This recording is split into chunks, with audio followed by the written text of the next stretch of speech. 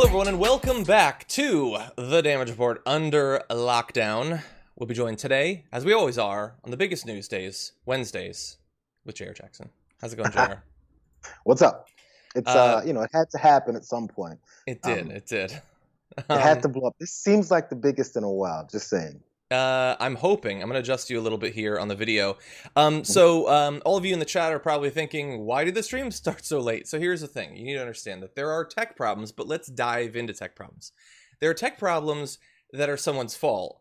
And then there are just problems that are nobody's fault and that nobody can fix. And that won't be here tomorrow, probably. So there were tech difficulties that is nobody's fault, and it took us a while to adapt to it. So We're 14 minutes into the show, so we've been forced to doing one of two things. Either we have to go late, or we have to talk 25% faster.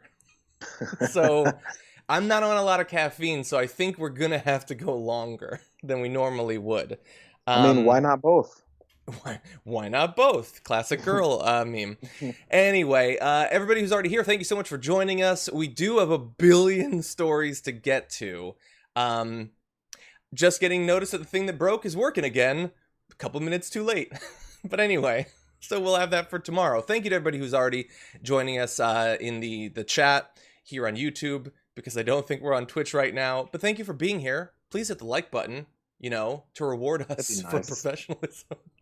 But anyway, and you can send us in comments and we'll respond to them with the time we have, and super chats and all that should be fun. With that, JR, why don't we jump into the news?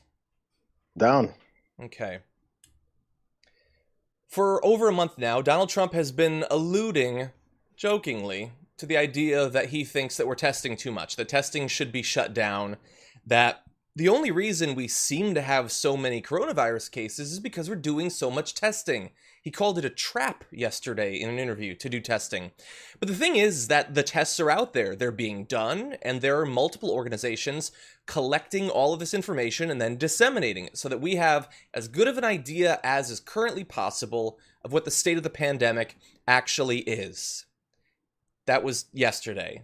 Going forward, who knows? Because the Trump administration has ordered hospitals to bypass the Centers for Disease Control and Prevention and send all COVID-19 patient information to a central database in Washington beginning on Wednesday, today. From now on, the department, not the CDC, will collect daily reports about the patients that each hospital is treating, the number of available beds and ventilators, and other information vital to tracking the pandemic, or concealing the tracking of the pandemic.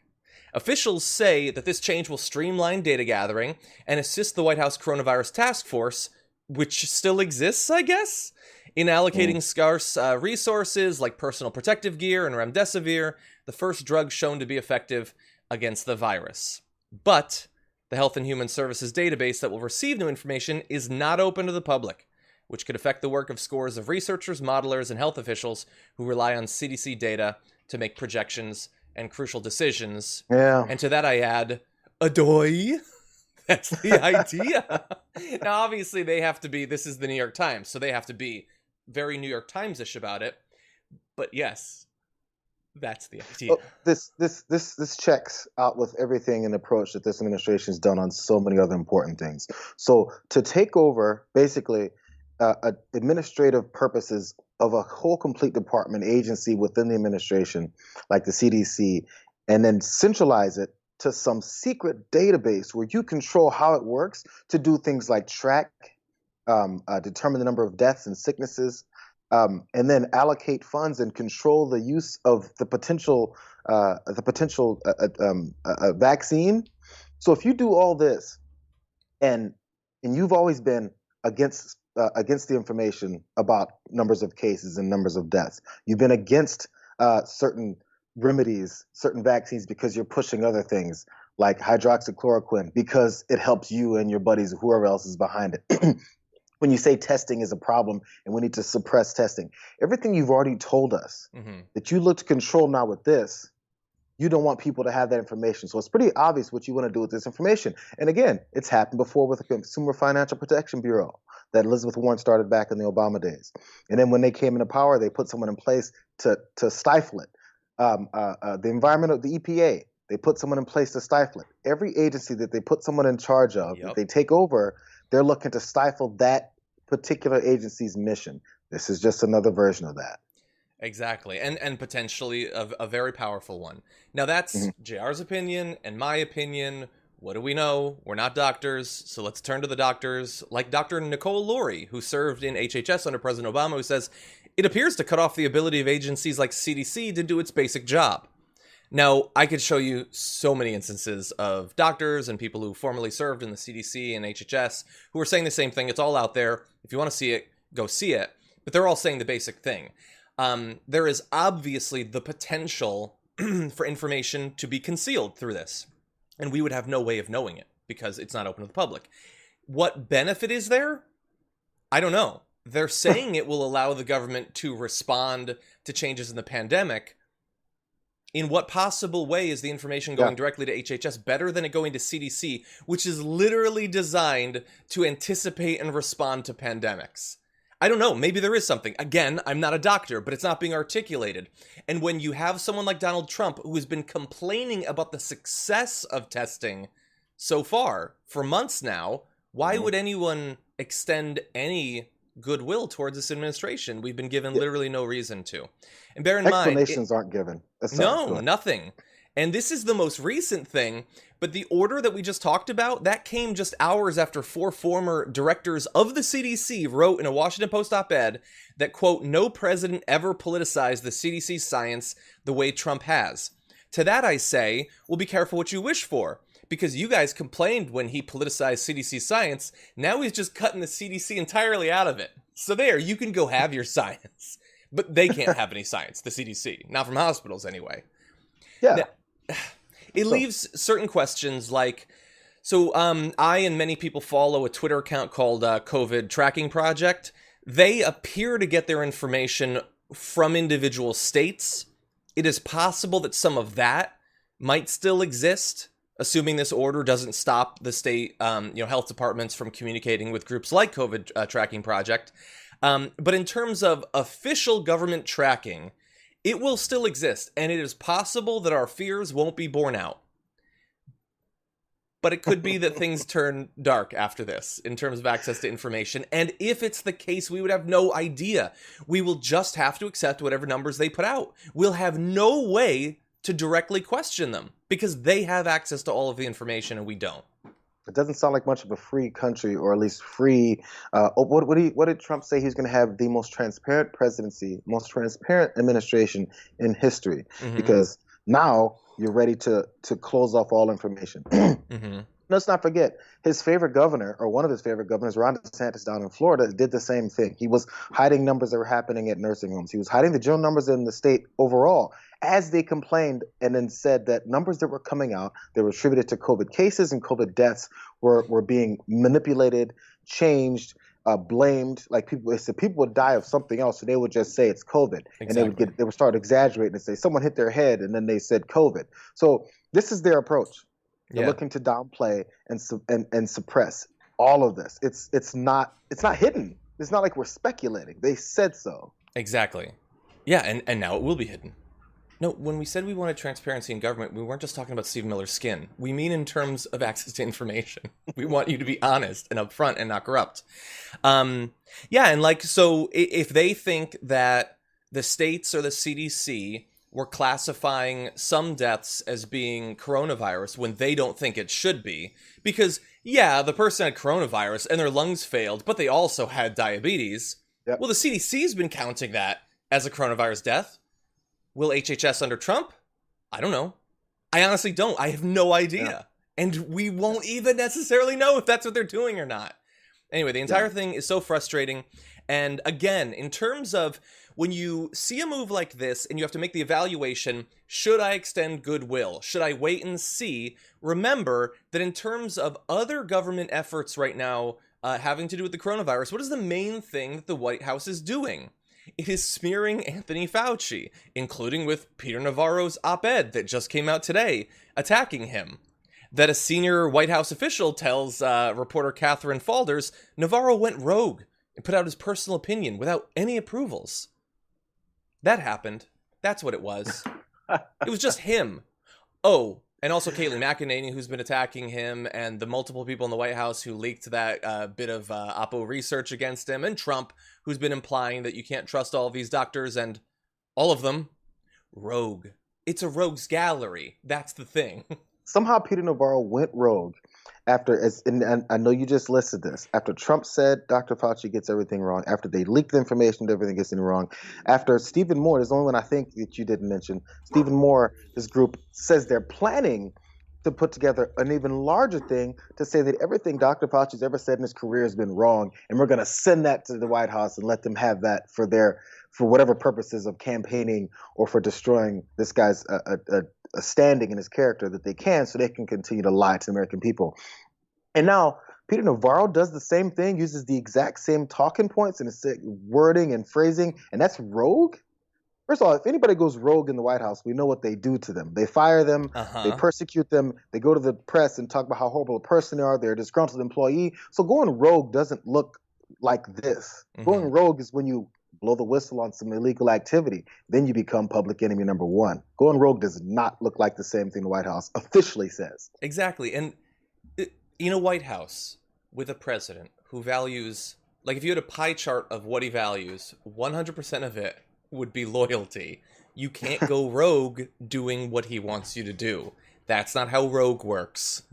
I watch a lot of X-Men. I know how rogue works. Anyway.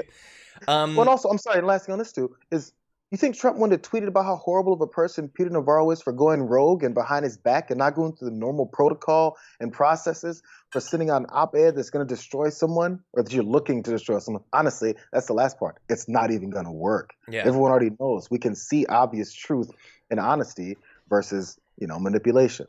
Yeah. We need to talk about a relatively new show called the Republic, or UNFTR. As a Young Turks fan, you already know that the government, the media, and corporations are constantly peddling lies that serve the interests of the rich and powerful. But now there's a podcast dedicated to unraveling those lies, debunking the conventional wisdom. In each episode of the Republic, or UNFTR, the host delves into a different historical episode or topic that's generally misunderstood or purposely obfuscated by the so-called powers that be. Featuring in-depth research, razor-sharp commentary, and just the right amount of vulgarity, the UNFTR podcast takes a sledgehammer to what you thought you knew about some of the nation's most sacred historical cows. But don't just take my word for it. The New York Times described UNFTR as consistently compelling and educational, aiming to challenge conventional wisdom and upend the historical narratives that were taught in school. For as the great philosopher Yoda once put it, you must unlearn what you have learned. And that's true whether you're in Jedi training or you're uprooting and exposing all the propaganda and disinformation you've been fed over the course of your lifetime. So search for UNFTR in your podcast app today and get ready to get informed, angered, and entertained all at the same time.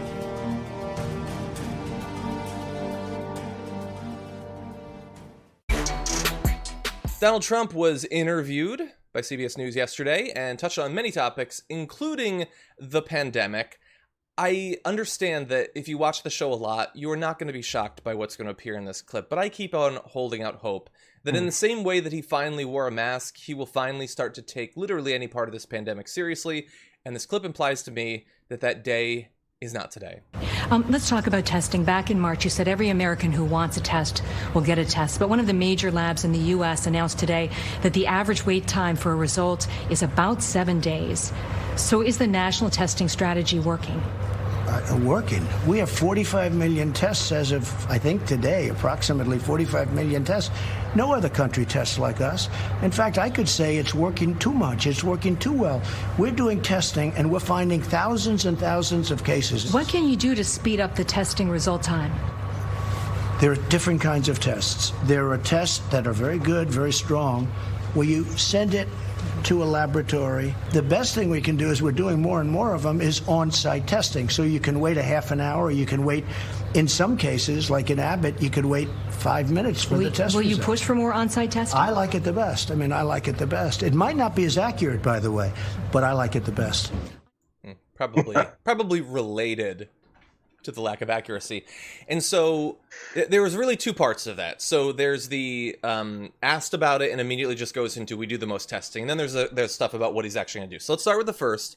The fact that he just, like, he has this reputation for being a straight shooter who actually talks in a way that politicians don't.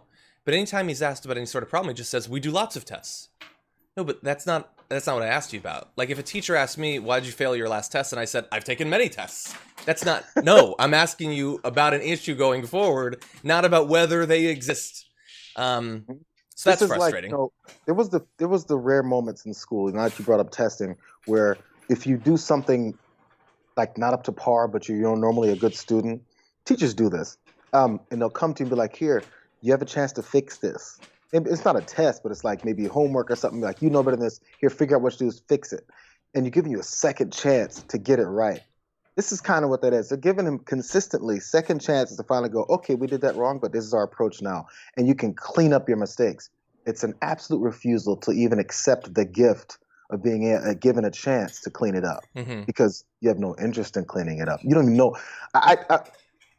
I'm under the impression he doesn't even know how the testing works. He has no idea what sites may have certain kinds of testing, why one would be more useful than another. None of that, because you have to have a curiosity to do that.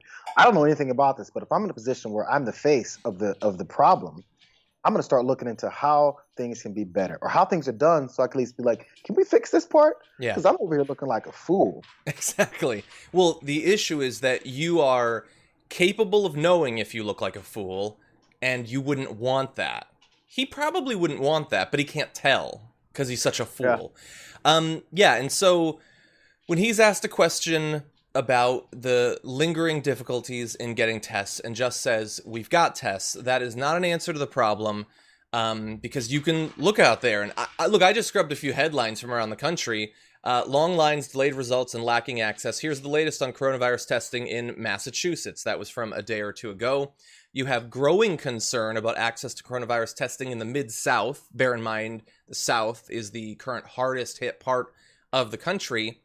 So what I don't get about those headlines is, but we've done lots of tests. So why are you complaining in Massachusetts and in the South? Why are you so scared? We've done lots of tests. See, it doesn't actually work as a response. It doesn't actually solve any problems. And then she keeps trying to save him. He's going to call her in a later clip, rude, basically. But she's just trying to just give him something easy to answer. So she says, can we do something to make the tests faster? And he says, well, there are two kinds of tests. There are tests you send, and then tests that are faster. Okay, we want more of the faster ones. Like, I'm not interested in whether you know that there are faster ones. What are you actually doing? And then she tries again, saying, would you like more of the faster ones? And he says, yeah, I like them more. They're less accurate, but I like them more. But you're not like a random guy I stopped on the street. I'm not Jimmy Kimmel. You're not on your way to Baskin Robbins. What are you doing about it? Are you pushing for more funding? Are you trying to ramp up manufacturing capacity so that we have more of the quickest sorts of tests? Because you understand that while you get tested constantly and you haven't come within 100 yards of someone who could have possibly been infected with coronavirus in like literally months, for other people, if I think that I have it and it takes 7 days to get results, I may not find out until my body's already beaten back the infection or I'm laid out in a hospital. That's the actual reality of testing right now. And simply saying, well, there are quick tests isn't any help if I can't have one of those. It does, because solutions are not the end game here. It's deflecting is the end game. Like, okay, I'm in this interview for the 20 minutes I'm here. I got to make sure no one thinks it is my fault. That's the objective. So, of course, you didn't look into any solutions. Of course, you didn't look into ways to actually provide a full answer. The answer is just, we've got them. Shut up, stop talking to me. What do you guys bother me for? These things exist. What's wrong with you? Mick Mulvaney came out and wrote something a couple days ago about how his son and daughter had problem with testing. And suddenly Mick Mulvaney is outraged by this horrific testing system. Can you believe my son couldn't get a test for 5 days? Can you believe my daughter, they told her she wasn't qualified to even take a test? How dare they?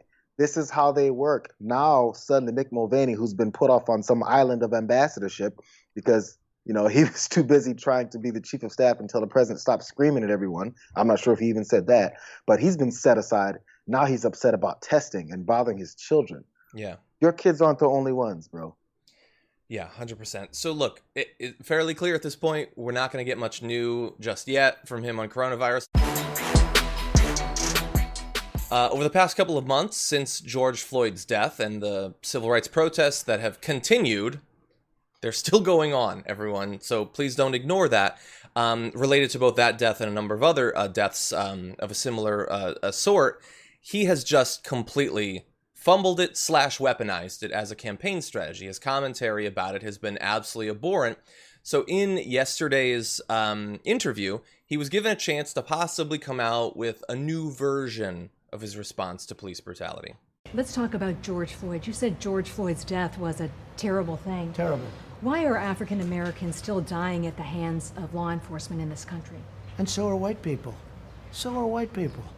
What a terrible question to ask. So are white people. More white people, by the way. More white people. More. Okay. So people keep saying that Donald Trump. There's this discussion about intelligence versus dummy versus IQ and all that stuff, whether he's smart or not. I don't really think you can really land on one or the other. It's just he doesn't care. So anything, he can absorb things that he cares to absorb, and then he denies and rejects things that require too much thinking. So he's not appealing to his base in some kind of smart strategy and thinks, oh my God, these white supremacists and these old racists are my base, and I've got to continue down this line to make sure they remember everything I say so I can get reelected. He is his base. Mm-hmm. There's no plan. He doesn't think things through. That's the one thing. Whether you're smart or dumb, you don't think things through. So his thought is, I watch Fox News every morning. I ingest everything they say that I like, everything that I don't like. I call them traitors for it. And then I go and talk about it all day and don't listen to anything that's actually presented to me because I'm the president of the United States where I get the best information. I'll reject that because Fox and Friends is actually the things I like to listen to. In the evening, I'll watch My Opinion guys, Tucker and Hannity and all them.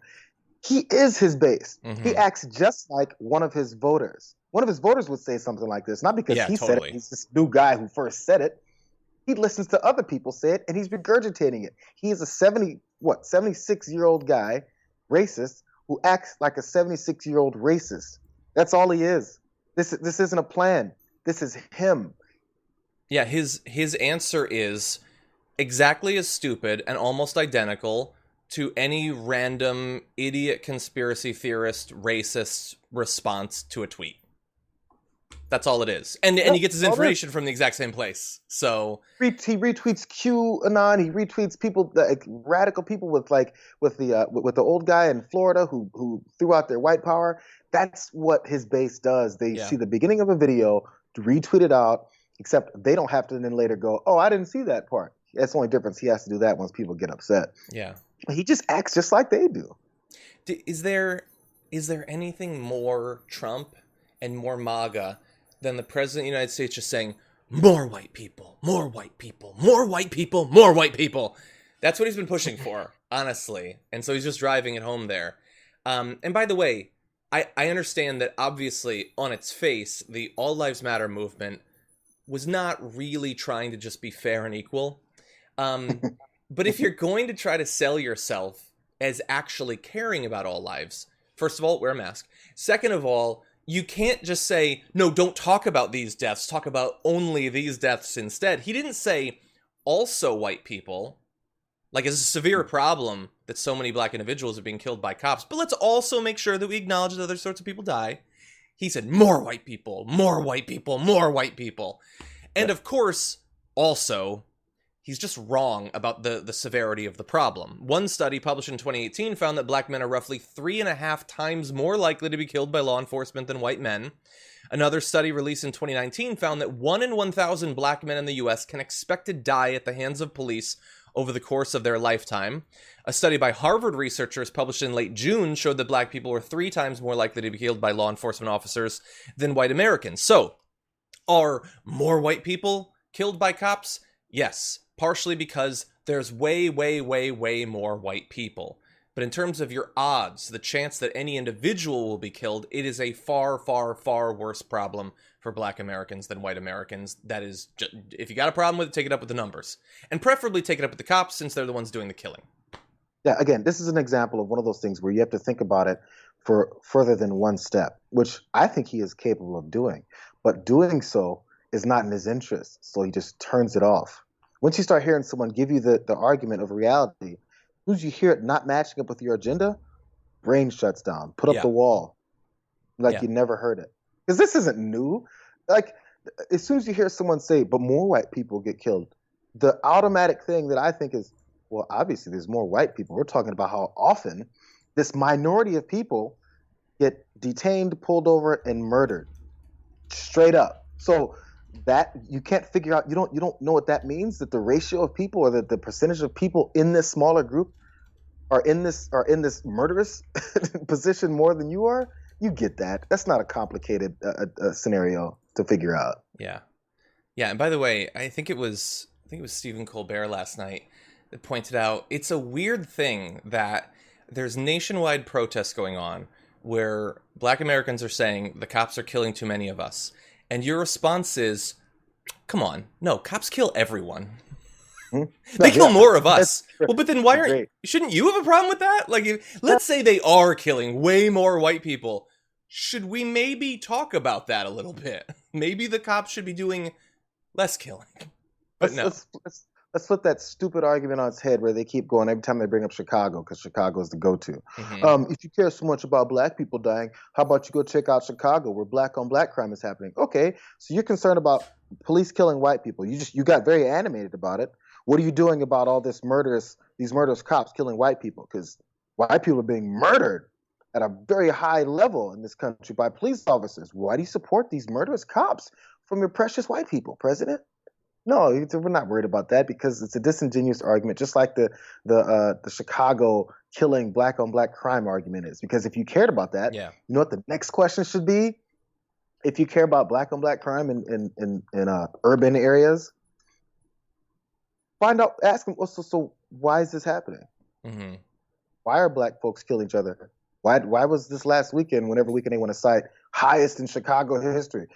Why did so many people die? And what are you doing about it? You care. What are you doing about it? Because there's countless organizations that are trying to do something about it, that have done things about it, actually. Yeah, a problem isn't actually a problem you care about if the only time you care about it is when being deployed in whataboutism. Like, if that's the only time you bring it up, it's not like the people who are like, yeah, but what about Chicago, have like started an organization to keep the streets safe in Chicago, and they're working on like research papers. Like, they don't do that. They don't care except when, well, why don't we worry about that? How core to Trump's re-election strategy is racism? Well, he can find a way to make pretty much everything tie back to the singular appeal he has to his base, which is that he feels the same way about non-white individuals that they do. First, here he is on coronavirus. The only time he really gets fired up, really gets mad, is when pinning the blame on another country. The ink wasn't even dry, and they hit us with the plague, okay?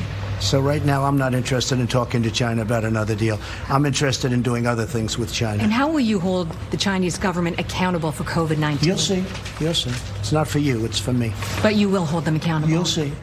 So that, again, that's that weird, like, I'm the president. I'm going to make them pay, but only I get to know. You don't get to know. But we'll see. We'll see. Jayar, gut reaction. Of all of the times he'll say we'll see, or we'll be rolling it out, or it's coming out in a few weeks, what percentage of the time is it ever referenced again by Donald Trump? I'd say 1% to 2%. Only if someone brings it back up. And that's true. Something that's an auxiliary, and he has to say it again. Oh, we were doing it, because he'll do it a few times. He'll say what he's going to do to someone else whenever someone questions, or if he needs to deflect from something else he doesn't want to talk about. By the way, I get so many, every time he answers questions in that manner, I get a sense that he has no idea. Whenever he says, that's for me, not you, I'm the president, you're just a reporter, it means, I don't know, it must have been in some briefing that I didn't read or that I wasn't listening to. Guarantee you Totally. He has no idea what the plan is to confront China. No clue. Well, he said he had a plan. I don't remember during the election. He said he had a plan for like Iran or something like that, but I'm not going to tell you until I become president. I'm not going to tell you. It's like that big scene from The Office. It's like, no, I don't think you have one. I think you're making up your plan.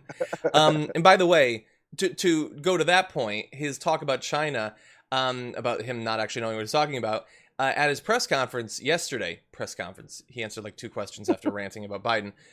He said that one of the reasons Biden is so bad is that Biden gave China most favorable nation status for trade with America, but Biden didn't give America most favorable nation status to trade with America. Yeah. What does it mean? What does anything mean? Honestly, is gravity real? I could just hit the ceiling right now. You don't know. It doesn't make any sense. But again, to the racism point, he was asked a relatively easy question about the Confederate flag. It has become so simple to stake out a reasonable position on the Confederate flag that even NASCAR has bumbled into one. Trump himself, back during the last election, said that the Confederate flag belongs in a museum, quoting the great Indiana Jones.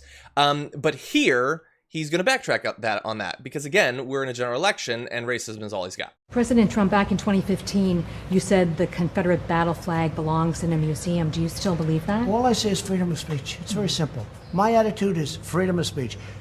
Very strong views on the Confederate flag. With me, it's freedom of speech. Very simple. Like it, don't like it, it's freedom of speech. Would you be comfortable with your supporters displaying the Confederate battle flag at Well, political events? you know, it depends on what your definition is, but I am comfortable with freedom of speech. It's very simple. But you understand why the flag is a painful symbol for many people because it's a reminder of slavery. Well, people love it, and I know people that like the Confederate flag, and they're not thinking about slavery.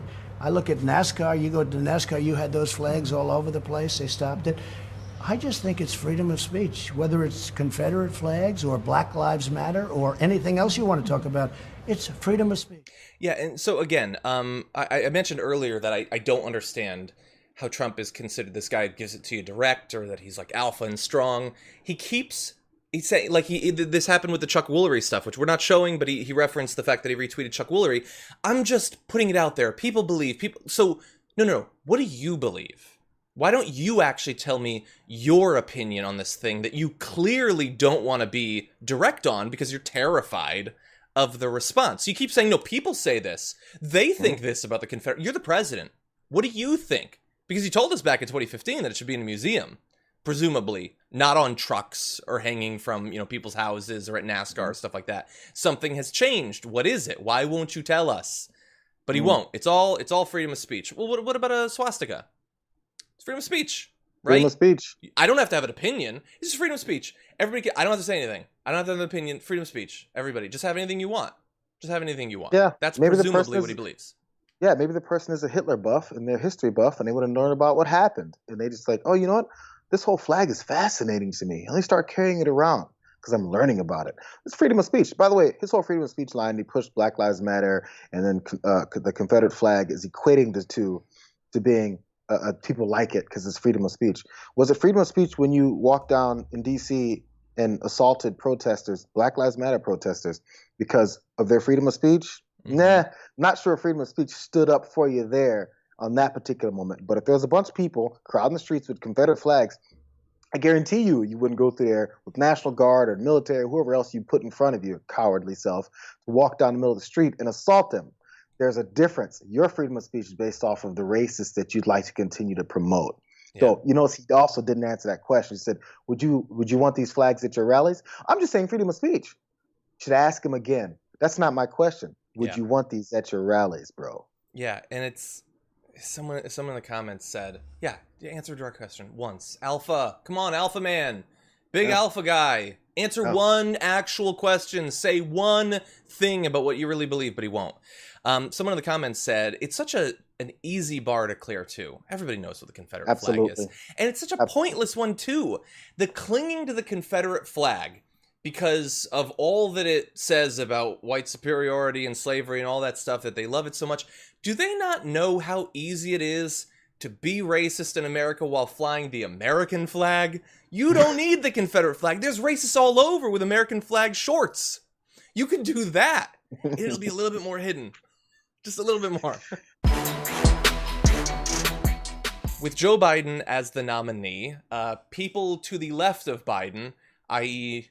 most of the country, have it as our task that we have to try to push him in the right direction because it's likely the best bet that we have.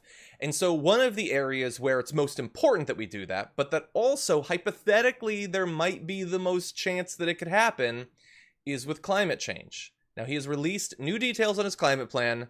Now, don't get ahead of yourself. He's not coming out the gates banning fracking or anything like that. And even the good details that we're going to reveal here are a plan that is written down somewhere. And that is step 1 of 100 steps to actually stopping climate change from devastating our planet. That said, here is what's in the plan. Biden's climate initiative calls to chart the United States on an irreversible path to net zero carbon emissions by 2050. The plan would aim to achieve a carbon pollution-free power sector by 2035. It would also upgrade 4 million buildings and weatherize 2 million homes over 4 years to increase energy efficiency. And the proposal, according to Biden's campaign, would seek to shift major cities towards public transportation and create millions of good union jobs, rebuilding America's crumbling infrastructure. You also have things like a $2 trillion price tag, so bear that in mind. That is obviously far less than, say, Bernie Sanders was planning on spending on forestalling climate change, but it is significantly more than people like Joe Biden have in the past supported. In the past, it was something like $100 billion, $150 billion. This is obviously many, many times as much. The proposal also includes environmental justice components, such as creating an environmental and climate justice division within the Department of Justice. And one important component of it is that he is pitching this plan as being focused on jobs, tying it to economic growth, which is sort of one of the big parts of the whole conversation about climate change that we've had over the past few years, is that this is not a strictly environmental thing. It is tied in with racial justice, environmental justice, economic justice, so many different things. And so, at least in his plan, he seems to get that. And also, importantly, he is pitching it as irreversible, because he says the way they're going to pass this is going to make it extremely difficult to pull the funding in just a few years. So if he puts this into effect, then you get Tucker Carlson in 4 more years. Hypothetically, Tucker will have a hard time reversing the efforts that this plan aims to put into place. So it seems like a shift. I mean, it's definitely a shift. Not even seems like it. From his previous thoughts about climate plans and ways to prevent things and actually build infrastructures that would match up with this. So the question becomes as to why. Is it because of pressure? Is it because he thinks politically it'll work more for him? Did he wake up one morning and then read something where he said, man, this is a serious problem. Let's put something together. No. Someone did come to him with something, and whatever the reason is, the only reason I ask the reason is because there's people that speculate that he's not really going to implement it. This is just lip service. He's just trying to get elected. Don't trust him. Remember what he said before. Okay, I get that speculation, but what's the reason to not try to continue to push him that way? Maybe it was due to some pressure. Maybe it wasn't. I don't care. He's proposing something that's on paper that would allow people that want even more than what he's proposing to have a starting point. Now, I understand we want it all, but the hard part is going, okay, this guy's just trying to game us just to get elected. I know who else isn't gaming us just to get elected and definitely won't even consider going any of these directions. In fact, he will throw a middle finger at you and say, move along. What is this climate thing you're talking about? I saw a snowball last week. That's the difference in climate plans that you're going to get. So I understand your issue, and people maybe want to see a cabinet put in place that's going to carry this out, which I'm okay with that too. But how often do you see a full cabinet put in place for something like this before the guy even gets elected? So maybe I'm being a fool, but I don't think it's that big of a risk to go for something like this so we can pursue more rather than going for something that someone has explicitly told you they have no interest in even considering. Yeah. I mean, we can speculate at this point about whether he will actually do it. We don't know. I know that he did have to be pushed into it, but that's what's going to happen. And that's why, a lot of people believe that Biden is a far better opponent to have in the White House than Donald Trump, because Donald Trump cannot be pushed by the left into literally doing anything. And I don't want to spend the next 4 years just hoping that, like, John Roberts saves us once again at the last second. That's not the existence I want to have. I want hair in 4 years. Whereas in this case, you had the AOC Kerry task force. You had people like Varshini Prakash of the Sunrise Movement putting as much pressure on Biden's people as they possibly can. And at least in terms of this so far, getting results. And is it just him wanting to get elected? Probably. But I want him to realize that this is a great way to get elected. And then I want him to realize that if he wants to win the midterms, maybe you should deliver on some of it. Is that his like actual personal view that he holds? All of this stuff? Probably not. But if we get it done, that's what's important. And by the way, reporting positively on this doesn't mean, oh, we're good, let's never talk about it again. No, we watch him every step of the way. But we should also be willing, every once in a while, as a movement on the left, a movement that has lost so many times and has lost so much, if we win even a little bit, let's acknowledge it for a minute. How about that? Let's not dwell in darkness always. Yeah. So now we have to look into someone's brain to make sure that they really believe in it. I don't care if he doesn't believe in any of it, if it happens. Changing things in this country have nothing to do with his brain, has to do with the actions behind it. So if he does it, I don't care if he signs this or then he presses Congress. Hopefully, by the way, my side note being, let's go ahead and talk about how different laws can be put in place. It's not just the president.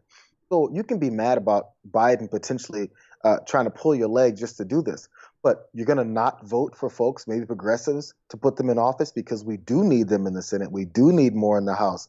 We need that to help have a full, robust approach. Like when Obama came in and he had control of both House and Senate, as well as the presidency, he didn't do enough. Mm-hmm. When you have that, that's when you make your move. But if you just go, oh man, these Democrats, they just keep trying to pull our leg, what do you think the Republicans are going to do? They're going to do something for you? It's just not a logical approach. So anyway, I don't care if he doesn't like it. I don't care if Biden isn't really into it. If he does it, his personal thoughts have nothing to do with that. Yeah. Yeah, and I see a couple people in the comments like, this is just a promise, it's not results. He's not president. If he banned fracking today, I would have some follow-up questions. Like, how did you do that exactly? You're not in office. So we do have to wait, and we're not just doing nothing. We're going to continue to put pressure, all of that. I don't have a vested interest in, like, pumping him up. And I also don't have a financial interest in just responding to every bit of Biden news by saying, he's going to kill your family, don't trust him for a second. I don't do either of those games. I'm going to give you my honest opinion, which is this is moving in the right direction, and we're not done. And don't trust me. Trust people who are actually in the room. Like, for instance, Varshini Prakash, longtime friend of the show, says it's no secret that we've been critical of Vice President Biden's plans and commitments in the past. Today, he's responded to many of those criticisms, dramatically increasing the scale and urgency of investments, filling in details on how he'd achieve environmental justice and create good union jobs, and promising immediate action on day one, in his first 100 days, in his first term, in the next decade, not just some far-off goals. Our movement made this possible, but there's more work to do, and the urgency of the crisis demands that we keep pushing. Now, look, to the extent that I know Varshini, I trust her. And I trust that when the first details came out of the environmental committee that they put together, that Unity one, it wasn't as bold as what we're seeing here, and Varshini's reaction was more negative, which is rational. If it's worse, you respond worse. If it's better, you respond better. She didn't respond to the first plan saying, this is amazing, good, I love Biden 2020 right, and always. No, she responded negatively, and now it's moving in the right direction after the pressure that he experienced, and so she's responding more positively. That is a rational response. It's how things can work, man. And the last thing about this for me is, we talk about how Republicans, particularly Trump Republicans, have this they're attached to him for who he is and not what he does or says. And there's this hero worship and there's this, deification of folks. I hate saying it, but man, it happens across all political lines, man. Democrats and liberal thinkers, progressives, we tend to start deifying people. And if he's not your deity, that means you can't do anything to support him. It's like, suddenly, a Christian can't go into a Muslim church without feeling like, oh my God, I'm getting stricken with evil. It's you can have someone that you don't necessarily agree with everything about them, but then support them enough to get things done. It doesn't have to, just because it's not your God, doesn't mean that you can't use them to get what you need. Mm-hmm. I don't see why that's so hard. But we have this, we're stricken with this, oh my God, I can't say what a good idea from Biden because I don't like Biden. It's okay, don't like Biden, but like this idea. Yeah. And by the way, it's not just a hypothetical. Like, so we're sort of talking about what our stance is likely to be like under Biden. But the thing is, TYT didn't just spring into existence in 2019. Jayar, what was the approach of TYT to Obama for 8 years? Just clapping for everything he does? You're the best. You're the best. You can't do any wrong, Obama. No. No. Look up Cenk on MSNBC and see what the approach TYT had with Obama. Exactly. And you know what? It's rough to have to do that again. It's way worse than having Bernie, but it's better. And we can possibly push him in the same way that Obama failed in a lot of ways, but we also got some good things. And I don't stay up late at nights thinking about how much I wish we'd had McCain. Or God, if only we'd had Romney instead. That's not what I do. Feel free to comment if you do. That's not what I do. The accomplice to Jeffrey Epstein, Ghislaine Maxwell, is facing potentially quite a bit of time in jail and will not be given bail. That is one of the newest developments, considered a flight risk. This seems very reasonable considering the secretive manner that she and Epstein operated in, her massive financial resources. But not everyone thought that this was a good development. Here's Geraldo. Let me just get Geraldo back in here. You said don't confuse lurid press accounts with proof. That comes back to the law, Geraldo. It's true. And, just on the hiding aspect, Bill, she was hiding from the Daily Mail. She was hiding from the New York Post. She was hiding from the National Enquirer. She was one of the most sought after, with the exception maybe of Meghan Markle, the most sought after tabloid figure in the country. Everybody, every reporter that works for one of these tabloids, whether it's People or the National Enquirer, wanted Ghislaine Maxwell to get an interview to show her in her $1 million hideaway in the woods in New Hampshire and so forth. Now, remember, these charges relate to offenses that happened 25 years ago, in 1994 to 1997. I mean, I think these are charges that are wobbly on their face. And for this judge to chicken out and not give this suspect or this defendant bail, I think is copping out to the mob. There's so much. Yeah, you get first crack. What's up, JR? Okay, so first, these tabloids are coming after you. They want to get a shot of you in your mansion or your hideaway. Of course, you're hiding away. I have a good idea. Don't commit heinous crimes if you don't want people coming to talk to you and find out what you're doing and how you're hiding out and all that stuff. That's what tabloids, that's what newspapers, that's what media does.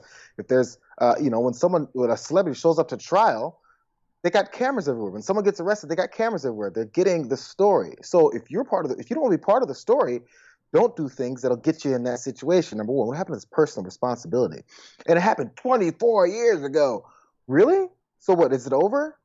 And there's no basis for his statement that, hey, these charges are shaky, whatever he said, are wobbly at best. Based on what? Finish that sentence. They're shaky based on what? What is it you've read? What is it you've seen that tells you they're shaky?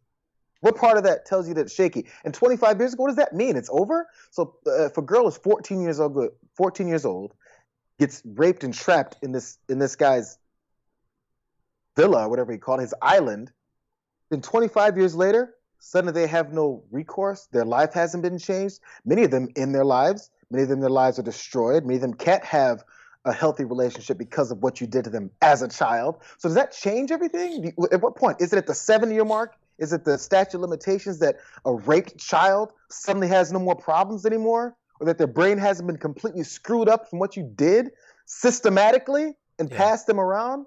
That changes after 24 years? What's that point mean? What does that mean with it? If you've talked to anyone who's ever been assaulted like that at that age, ask them, oh, you're fine, right? And see if they honestly tell you that they're fine. If they tell you that everything is fine, none of it ever bothered them, they don't trust you. Trust me. Well, and regardless of what it means, it's so weird the bubble that media figures get to exist in. So he said that to some other people on Fox. Say it to some of the people who were trafficked. Tell them how wobbly the charges are, how long ago it was. Really, you're still all messed up about this? Which, by the way, should be an indication that maybe it does matter. The fact that so many people are still so bothered by the horrific experience that they had, not just at the hands of Jeffrey Epstein, but her as well. She is primarily talked about as a sort of procurer and groomer, but multiple women say that she took part in the sexual assaults as well. So it would be horrific enough, but she also was doing the things that Jeffrey Epstein was doing. He knows all of this. Absolutely. I know that people are like speculating in the chat about him being on list or something like that. I have absolutely no information to that effect, and I doubt that it's actually true. I have no idea, but I don't know what Geraldo is on about in this. That this is the hill you die on, is that we're being unfair to Maxwell, a multi-millionaire who, best case scenario, is we get her now, and she only got a couple of decades of freedom after committing God knows how many horrific crimes. Mm-hmm. It's one of two things. It's, we talk about crimes in this country and how people get off. If you've watched any of the details about this case, Epstein got off for many years when he was blatantly and obviously caught. So that normal system is what Geraldo's used to, if nothing else. Like, I agree with you. There's no reason for us to believe that he's part of the list or whatever. So that speculation I don't need. But if nothing else, at minimum, he is thinking, man, people like this don't get caught up. We don't prosecute rich, powerful people. We don't do that in this country. Why would you do that? And we definitely don't keep them in jail until 2021, which is apparently the potential or trial date. But we'll keep people in jail indefinitely that commit crimes like drug possession, nonviolent crimes. We'll keep them in jail indefinitely, and many of them go through things in prison that destroy their lives as well. But we don't care because they're just some regular person who doesn't have any money. What does money have to do with law and order? Yeah. That's the first problem. And number two, there's people he knows that are getting caught up potentially in this, and he definitely wants to protect them. So I think it's more he's protecting buddies than he is protecting himself. Maybe. I don't know. When you go on the news and you say bizarre things like this, people have to wonder. And I don't assume the worst based on it. And especially in this area, anything to do with pedophilia generates more theories that go wild faster than anything else. So I try to avoid that. But it is really weird, especially the particular thing he was defending her on was the idea that she's not a flight risk. He was agreeing with her. What are you talking about? We just found out yesterday she had a secret marriage, which she had been concealing. To who? I don't know, because she's not telling anyone. Which I didn't even know was a thing, that you could just conceal who you're married to. And not to say that that makes her a flight risk.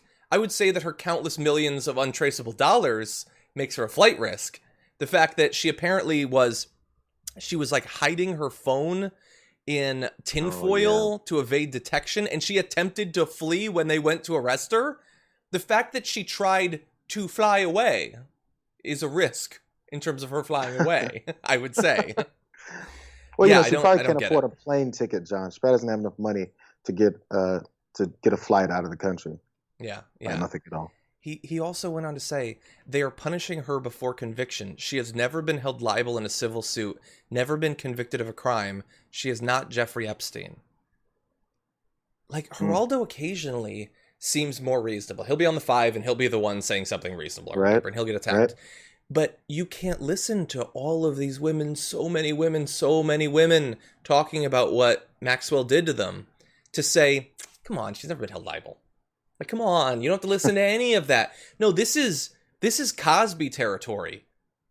Dozens of women. Dozens. This goes back. Go on. Don't go, because then I'll remember. Go, finish. Okay, yeah, like, I know that it's totally cool on the news that if just one woman gives incredibly specific details about her rape, no, you should automatically not trust that. But, like, I thought we'd reached the point where when it's a packed courtroom of women, you're supposed to take it seriously, but not even that. Like, again, this isn't cancel culture, but, like, how is Geraldo not, like, in any kind of trouble for this? Sort of, he's directly implying on the most watched show in the news that all of these women are lying fundamentally about what Maxwell did to them. And it's just totally cool. It's just commentary, I guess. Just say it. Why not? That was the thought. So the justice system. So when Roger Stone went on Hannity's show 2 nights ago or last night, whenever the hell it was, when he goes on his show and then starts questioning the justice system because of what happened to him, because he was caught up in it and caught for the crimes that he did commit. But then and then Geraldo's upset because someone else get caught up in the crimes they commit. They start questioning the justice system. She's never committed a crime. You got to keep her in jail indefinitely. This is such a violation of her rights. This isn't the first time this has happened to someone. Are you kidding me? That someone's held in jail when they didn't have a previous record, held indefinitely, or a bail is set that they can't post, or a bail is not set at all. That happens all the time. There's groups that fight against having this cash bail system because of how it exploits certain people. Yeah. But they've never brought that up because it's never affected them. Now that their money can't get them out of the situation like it always has, now it's, oh my God, can you believe this justice system is not treating rich people better than everyone else? This is a violation of our rights. That's how it works. Well, Jayar, you talk about how the justice system obviously has different tiers for different levels of people. AOC was also making that case in response to the news that Maxwell proposed that she should serve the next year, by the way, because her trial's until next July, in a luxury Manhattan hotel. AOC tweeted, "See, the rich make the case for prison abolition for themselves all the time and often get it, including for systemic violence, yet are never deemed radical. It's only radical left when we ask our legal system to treat normal people I think that's 10,000th of the way it treats the wealthy." 100%. And by the way, how perfect that she wants to serve it out in a luxury hotel when Epstein got to be in this like sort of nice place and he could leave sometimes when he wanted to. Like, she wants the same treatment that Jeffrey Epstein got. Presumably not the treatment he got at the very end, I would assume. But the same treatment in terms of, like, prison for me? All I did was, I'm alleged to have raped a bunch of people. Prison for a year? Not those prisons. Well, yeah, maybe think about that. Like, beforehand. Maybe don't treat those people so barbarically, considering the things that you've done for decades to earn your spot there. It's tiring. It's tiring. And then to have these discussions and disagreements, and you have to continue them as if someone doesn't get what you're talking. It's so weird. Why do we have to say, hey, so an accused child rapist whose partner died in prison after all the things that were obviously proven years before that he did and got away with earlier has to actually stay in prison because we need to find out the extent of which of the things that they did to get this thing called justice that we preach about so much in this country. Yeah. Yeah, 100%. So again, it refers back to the things you were talking about earlier. The celebration of the country and this pride in our flag. Don't you ever kneel. Put your flag up. Be proud of our country. Celebrate it. We just crossed 4th of July. But we want our justice system to let an accused child rapist off? Yeah. To flee the country? Is that worth celebrating in this country? Come on, man. Yeah. We obviously need to reform police, get rid of the private prisons and all that. Treat people humanely. That would be nice. Doesn't mean that you get to leave when you have millions of dollars stashed away in foreign bank accounts. Like, doesn't mean you get to just run and disappear. There are still so many people that, I watched the recent documentary about Jeffrey Epstein, and they interview a number of the women, and they say, like, we thought that we had gotten justice, but then when he died, like, it felt like it had been taken away from us. Well, maybe this is an opportunity for them to get a little bit of that justice. And the idea that she could end up fleeing and just live out the rest of her life, God knows where, no, that's not justice. Here's the thing. We're in a pandemic. It literally never went away, and now it's getting worse. And the issue has been that people in positions of authority, primarily in the White House, but distributed throughout the country, have not taken it seriously enough. And we talk about that in a general sense. I want to zoom into a particular case of how this looks and what can happen. So you might remember that just a few weeks ago, less than a month, Trump had his big Tulsa rally. And in anticipation of that, a lot of people said, well, this seems like a terrible idea that you're going to pack, you say, tens of thousands of people in an indoor area, and they're not going to wear masks. That seems like a bad idea. But we were reassured at the time by Oklahoma Governor Stitt that it's going to be safe, that they're ready, that all of these concerns from, like doctors or whatever, isn't going to be a big issue. Now, there were some state officials, including Republicans, that warned against it, especially because at that point, Oklahoma was already starting to go up in terms of coronavirus. It wasn't just fears about the future, it was what they were already seeing. Stitt responded to those fears, saying that hospitalizations remain low. And he was enthusiastic about this. He really did want this event happen. In fact, he at one point sought a larger event space so that they could pack as many people as possible into that. To people's concerns that if you were to go to this event, you could be exposing yourself to coronavirus, he did have a response saying, we're a free society and you're free to stay home. There's a lot of folks that want to be there, that want to support the president, but of course, you want to make the best decision for your family. So that's what he had to say. And in the end, he did actually go to it.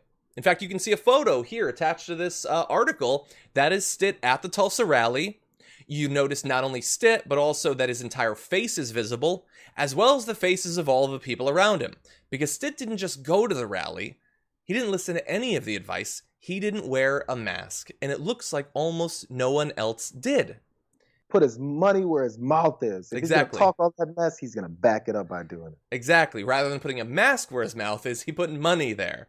And so the event happened, and then we moved on. And as June continued, things started to get a little bit scarier. As recently as last June, this is just a couple of weeks ago, with cases on Oklahoma rising, Stitt answered a question about a possible mask mandate by saying, quote, I'm always reluctant to mandate things.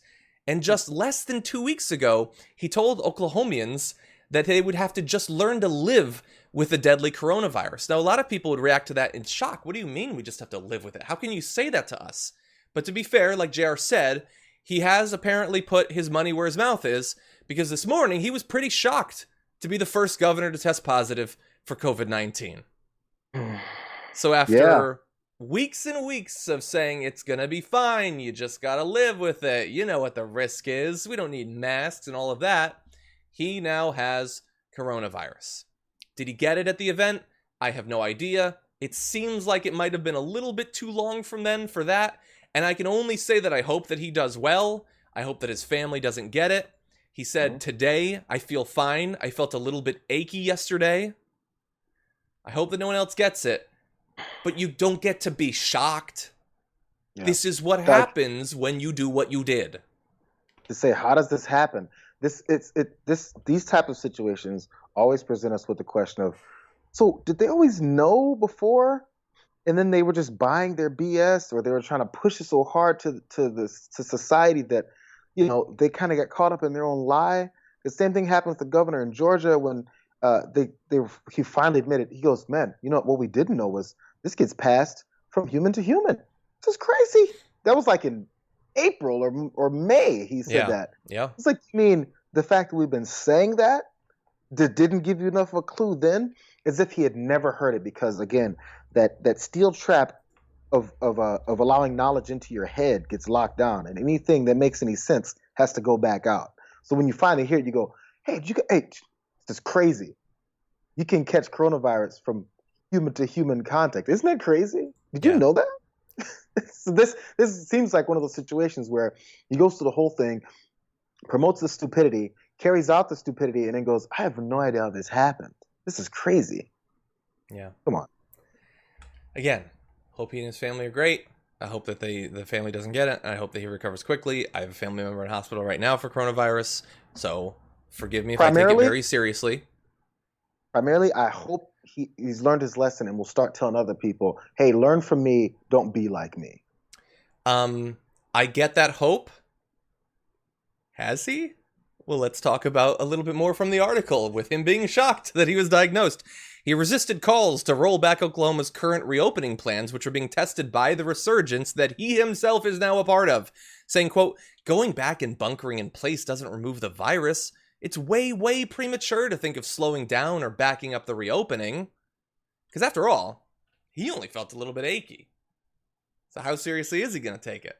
If he dodges a bullet, he's going to feel invincible. It might actually reinforce to him that this isn't really a serious thing.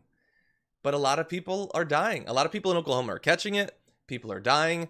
And by the way, can we just mention, you know, he got it potentially from the event or from someone who got it at the event.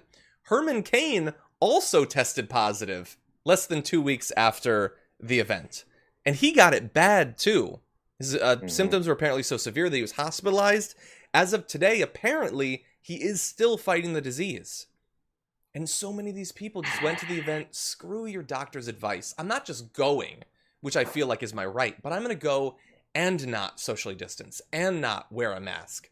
I'm not going to heed any of the advice. That is the absolutist stance that they have. That's the Tucker Carlson, we need to open schools and the kids shouldn't wear masks.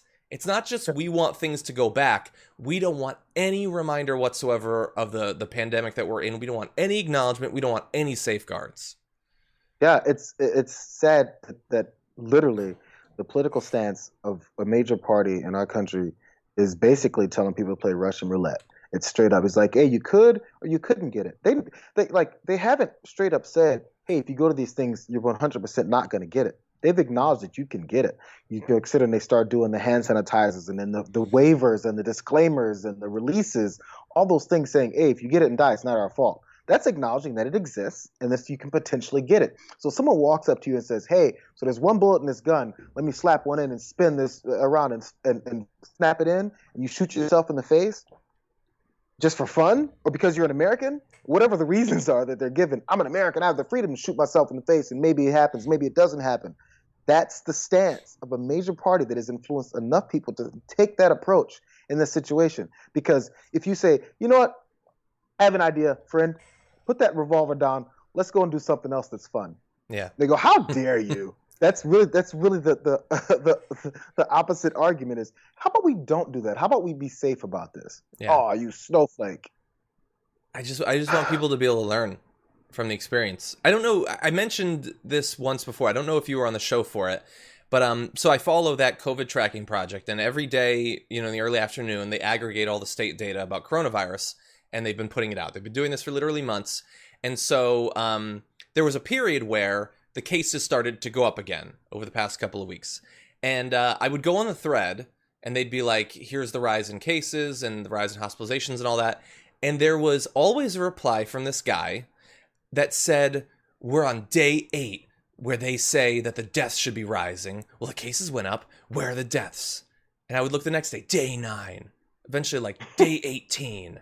And I always thought it was funny because I went on his profile and he had a pinned tweet and it was from late February and it was, everyone who's been hyping up this disease is going to look so stupid when it's a big nothing. And I think, shouldn't you unpin that at this point? Because 135,000 people died. But anyway, so day by day would go, and he would keep tweeting that. And it bothered me so much. And then the deaths started to rise. And he didn't reply anymore. Did he learn? I don't think so. But he's not replying anymore. We'll see if he actually was able to adapt based on the fact that his sort of mocking of it didn't end up being remotely accurate. By the way, you know how much pride I lose by wearing a mask for a few months when I see people dying and catching this virus, and then it not being as bad as we thought. Yeah. You know how embarrassed I'd be? I'd go, oh man, I took extra precautions. Let me go ahead and take this mask off now. Yeah. That's the extent. So that's the trade-off. It's potentially death versus, oh man, that was a bit overblown. Good thing I took precautions anyway. Yeah. Jayar, what if you got a flu shot and then flu season went by and I told you, you know what? I looked into it. You were never actually exposed to the flu. You big idiot. You big stupid idiot. What are you talking about? That's insane. I put on my seatbelt and I drove to San Diego to see my parents. And when I got out, I made it. No one hit me. I didn't run into anything. I didn't die. And my parents said, you idiot. You wore your seatbelt all the way down here. You didn't even die. You big strap wearing wussy. So stupid, the country we live in.